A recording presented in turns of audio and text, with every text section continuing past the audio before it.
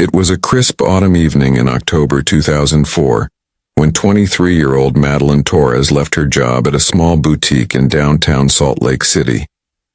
Madeline, known for her infectious smile, dedication to work, and her volunteer efforts at a local youth center, had plans to meet a friend for coffee before returning to her apartment on the east side of the city.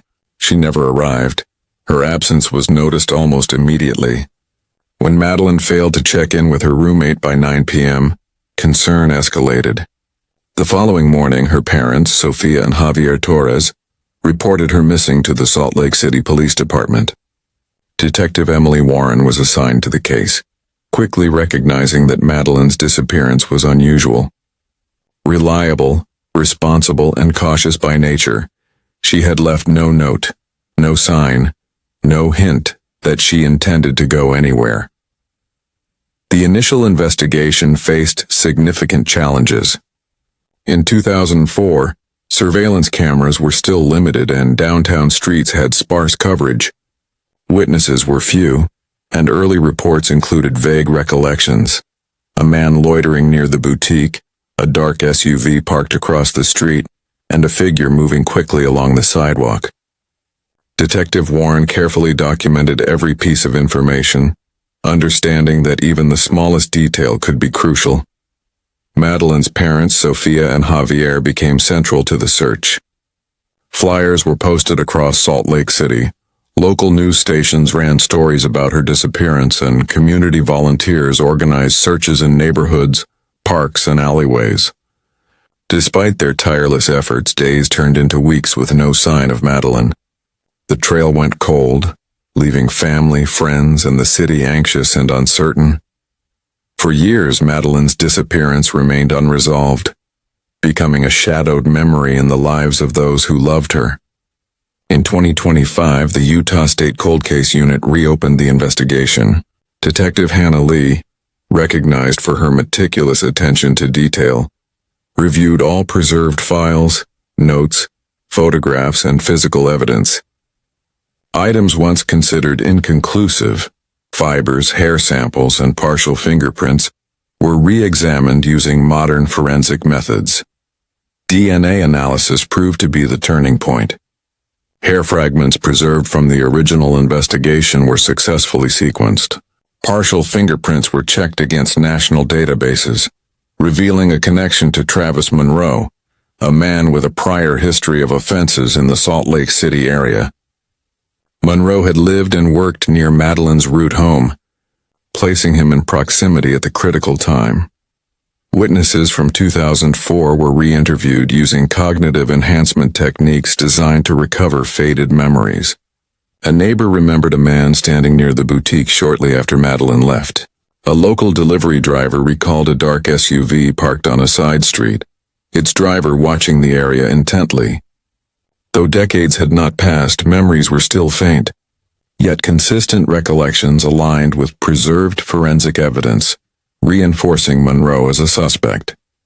Investigators reconstructed Madeline's final movements. She left the boutique at 8:15 p.m., heading home along familiar streets. Monroe's whereabouts, confirmed through employment records, residential data, and neighborhood accounts, placed him along her route multiple times. Each confirmed location formed a pattern that investigators analyzed scientifically to understand the sequence of events. Investigators searched Monroe's former residences and storage areas. Clothing and personal items recovered contained fibers matching those collected near the boutique.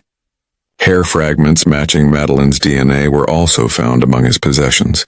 Individually, these items seemed minor, but collectively they created a compelling link to her disappearance. Interrogation was approached with strategic precision. Detective Lee presented Monroe with the compiled evidence: DNA matches, fiber comparisons, fingerprints, and corroborated witness accounts. Monroe initially denied involvement, claiming his presence was coincidental. Investigators noted hesitations and inconsistencies in his statements, gradually confronting him with irrefutable evidence. Eventually, he admitted being near Madeline but attempted to minimize his involvement. Spatial analysis became critical. Investigators mapped Monroe's movements alongside Madeleine's reconstructed path, highlighting intersections supported by forensic evidence and eyewitness accounts. Behavioral patterns from Monroe's past, including prior offenses and suspicious activity, helped contextualize his potential involvement. Community engagement played a pivotal role. Friends, neighbors, and colleagues contributed memories of Madeleine's habits, routines, and personality. Their accounts validated witness statements and helped investigators interpret forensic findings within the context of her life. The investigation remained focused on Madeleine as a person, not just a case. All forensic evidence underwent meticulous re-examination. DNA was retested to confirm accuracy, fibers were independently verified, and fingerprints analyzed with advanced technology. Detailed documentation ensured every item could withstand scrutiny in court, reinforcing the credibility of the investigation. Investigators also scrutinized Monroe's activities in the days surrounding Madeleine's disappearance. Employment records, communications, and location data were cross-referenced with witness accounts and physical evidence, confirming multiple opportunities for him to encounter Madeleine. The cold case unit organized all findings for prosecutorial review. Visual reconstructions, maps, and chronological timelines illustrated the sequence of events, allowing investigators and future jurors to follow the case logically. The narrative emphasized both scientific accuracy and the human story behind Madeleine's disappearance. Community involvement continued throughout the investigation. Residents organized remembrance events, provided lingering details, and maintained attention on the case. Their support reinforced the significance of persistence in solving cold cases. Madeleine's parents, Sofia and Javier Torres, provided critical insights into her routines, habits, and character. Their knowledge validated witness statements, aligned with physical evidence, and emphasized the human impact of the case. Investigators systematically considered alternative explanations. Coincidence, misidentification, and accidental transfer of evidence were ruled out through careful cross-referencing of forensic data and witness statements. The combination of DNA analysis, fiber evidence, fingerprint matches, and corroborated witness testimony produced a coherent narrative. Detective Lee reflected on the importance of diligence. Every note, every fiber, every statement mattered. Even a year or a decade later, they form the foundation for uncovering the truth. Her philosophy exemplified the cold case unit's approach. Persistence, scientific rigor, and methodical investigation could bring justice to cases long thought unsolvable. By 2025, investigators had compiled a fully verified case against Travis Monroe. Every detail of Madeleine Torres's disappearance was reconstructed and corroborated. Physical evidence, behavioral analysis, witness testimony, and Monroe's partial admissions formed a compelling, legally robust case ready for prosecution. Madeleine's story, once obscured by uncertainty, was illuminated through modern forensic science, perseverance, and community collaboration. Preserved evidence, re-examined with modern techniques, transformed a cold case into a path toward justice. The narrative emphasized both scientific precision and the human story behind her disappearance. The reconstructed timeline, combined with witness accounts and forensic findings, provided a clear, chronological sequence of events. Jurors would later be able to follow the investigation logically, understanding how each piece of evidence linked Monroe to Madeleine and how the events unfolded that night. Through tireless dedication, the cold case unit not only identified a suspect, but reconstructed the events surrounding Madeleine's disappearance in extraordinary detail. Every step preserved the integrity of the case, ensuring that when it reached the courtroom, justice could be delivered with integrity and clarity. Madeleine Torres's story demonstrated that even when a disappearance seems unsolvable, dedication, modern forensic methods, and community vigilance can bring truth to light. Families, investigators, and communities contributed collectively, ensuring no detail was overlooked and every lead thoroughly explored. By combining historical evidence with modern investigative techniques, the cold case unit transformed uncertainty into accountability, providing long overdue closure.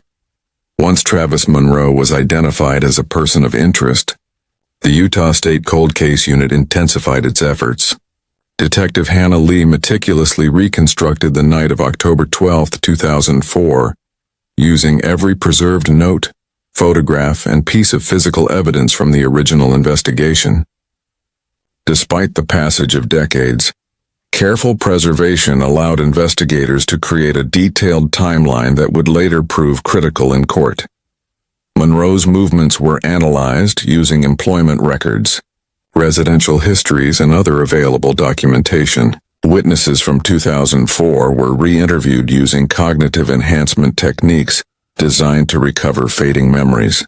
A neighbor recalled a tall man standing near the boutique shortly after Madeline left. A delivery driver remembered a dark SUV parked across the street, its driver watching the area. Although memories were faint, consistent accounts aligned with preserved forensic evidence reinforcing Monroe's potential involvement.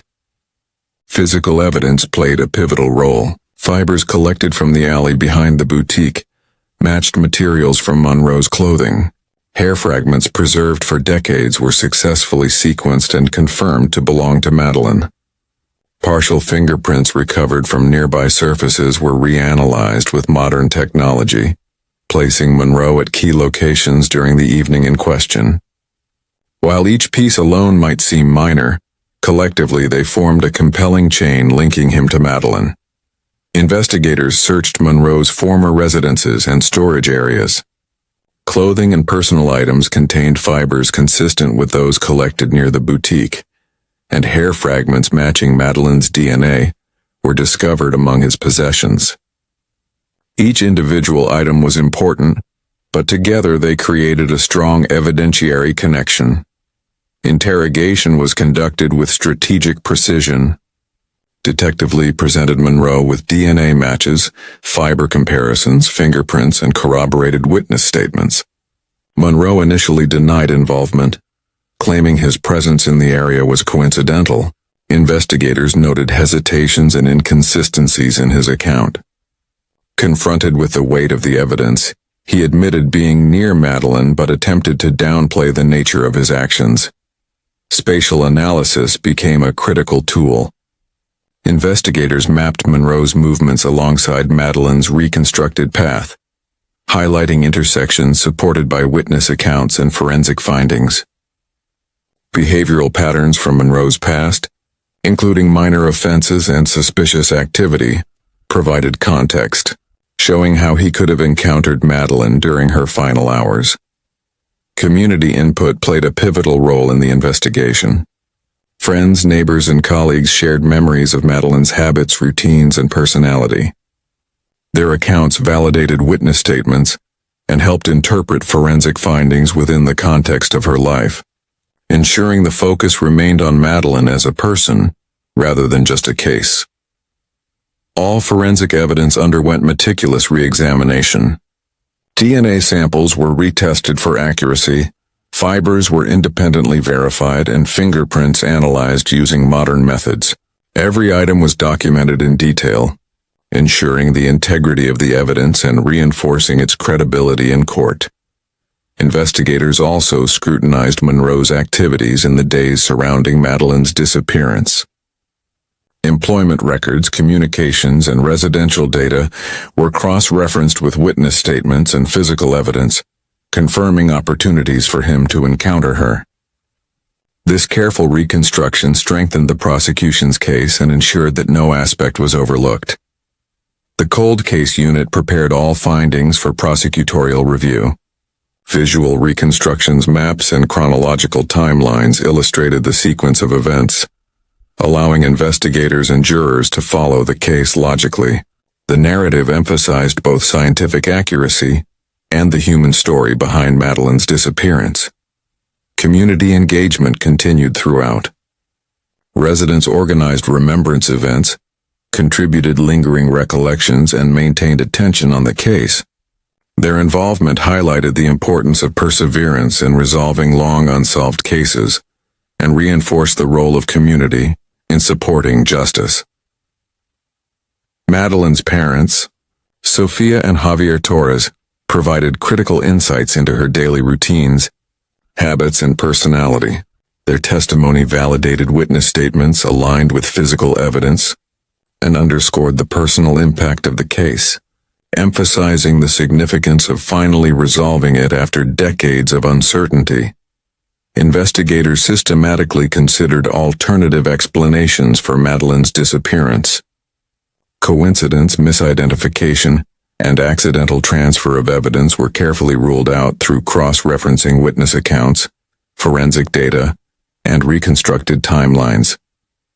The combination of DNA evidence, fiber matches, fingerprint analysis, and corroborated witness testimony produced a coherent narrative, leaving little room for doubt. Detective Lee reflected on the importance of diligence. Every note, every fiber, every witness statement mattered. Even after many years, these details formed the foundation for uncovering the truth. Her philosophy exemplified the cold case unit's approach. Persistence, scientific rigor, and methodical investigation could bring justice to cases long thought unsolvable. By 2025, investigators had compiled a fully verified case against Travis Monroe. Every aspect of Madeline Torres' disappearance was reconstructed and corroborated. Physical evidence, behavioral analysis, witness testimony, and Monroe's partial admissions formed a compelling, legally robust case ready for trial. Madeline's story, once obscured by uncertainty, was illuminated through modern forensic science, perseverance, and community collaboration. Preserved evidence, re-examined using advanced techniques, transformed a cold case into a path toward justice. The narrative emphasized both scientific precision and the human story behind her disappearance. The reconstructed timeline, combined with witness accounts and forensic findings, provided a clear chronological sequence of events. Jurors would later be able to follow the investigation logically, understanding how each piece of evidence linked Monroe to Madeline and how events unfolded that evening. Through tireless dedication, the cold case unit not only identified a suspect, but also reconstructed the events surrounding Madeline's disappearance in extraordinary detail. Every step preserved the integrity of the case, ensuring that when it reached the courtroom, justice could be delivered with clarity and confidence. Madeline Torres' story demonstrated that even when a disappearance seems unsolvable, persistence, modern forensic methods, and community vigilance can bring truth to light. Families, investigators, and communities contributed collectively, ensuring no detail was overlooked and every lead thoroughly explored. By combining historical evidence with modern investigative techniques, the cold case unit transformed uncertainty into accountability, providing long overdue closure. The Salt Lake City courthouse was tense with anticipation, a mixture of grief, hope, and decades-long yearning for closure. Friends, family, and community members filled the benches, carrying the weight of uncertainty that had shadowed them since 2004. In the front row, Sofia and Javier Torres held hands tightly, their faces marked by sorrow and anticipation. After more than 20 years, the long-awaited resolution of their daughter's disappearance was finally within reach. The trial opened with the prosecution presenting Madeline Torres as more than a missing person, emphasizing her vibrant personality, dedication to her work, and commitment to her community. Witnesses described her involvement in youth programs, her volunteer efforts, and her warm, caring nature.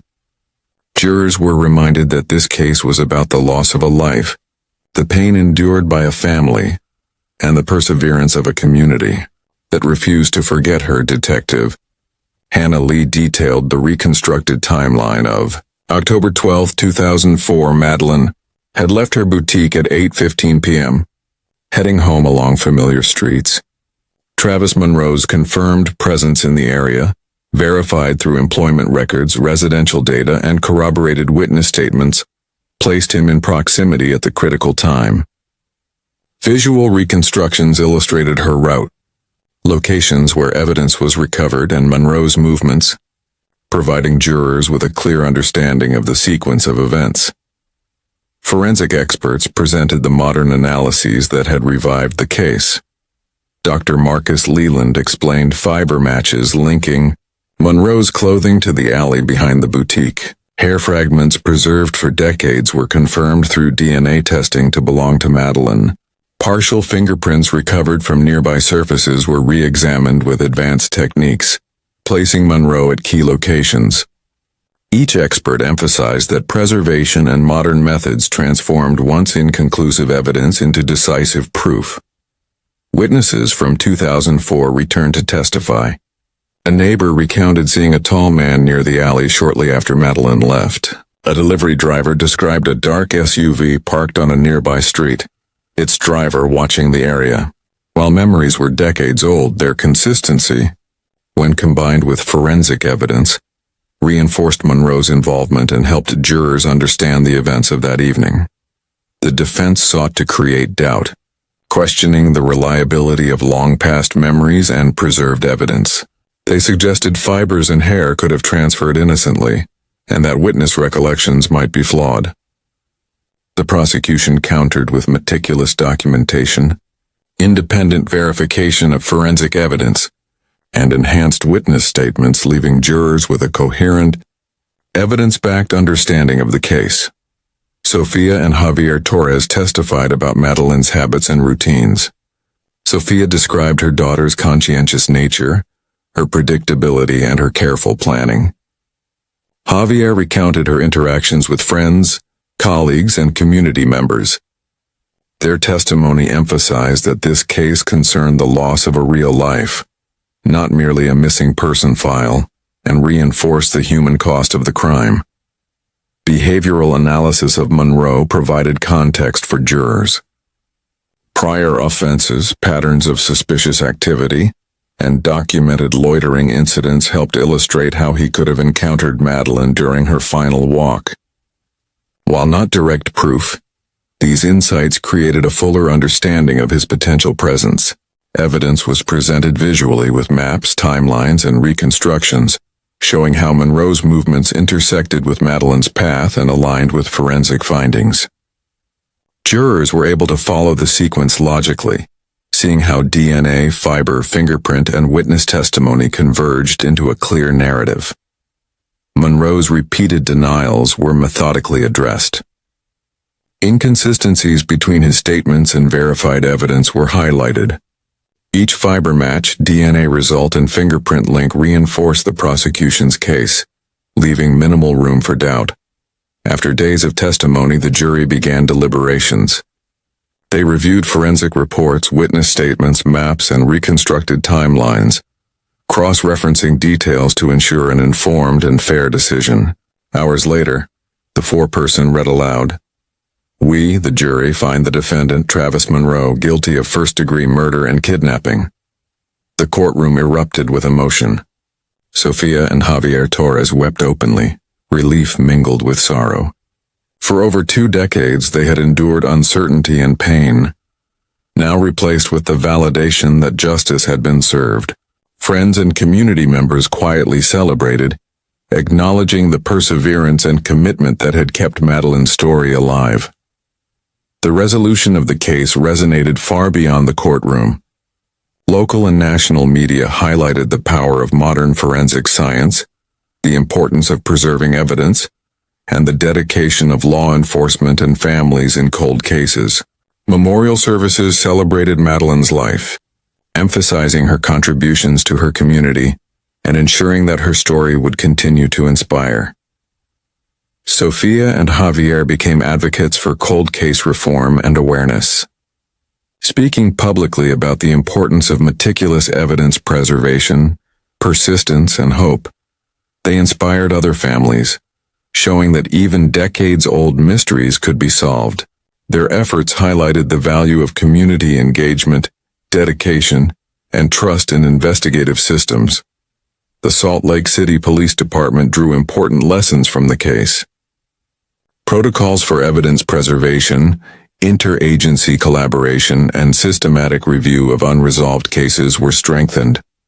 Madeline Torres's case became an exemplar of how decades-old evidence, when preserved and re-examined with modern techniques, could solve long unsolved mysteries and bring accountability to perpetrators. Madeline's legacy extended beyond the courtroom through scholarships, mentorship programs, and arts initiatives established in her memory. Friends and family organized community events to celebrate her life, ensuring that her impact continued to resonate and inspire future generations. Her story became a symbol of hope and persistence. Detective Hannah Lee reflected on the case. Time does not erase the truth. Every fiber, every witness statement, every preserved note mattered. This case shows that even decades-old mysteries can be solved, and justice can prevail through diligence, science, and unwavering commitment. Her words captured the broader significance of the case and highlighted the enduring importance of cold case investigations.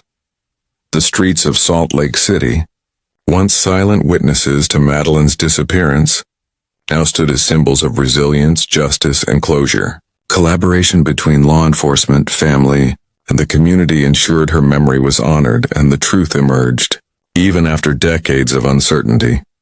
The uncertainty that had lingered for over 20 years was replaced with clarity. The resolution of Madeline Torres's case demonstrated that patience, meticulous investigation, and modern forensic science could overcome time and doubt, ensuring that no crime remained unresolved. Families, investigators, and communities were reminded that persistent effort could illuminate even the darkest pasts.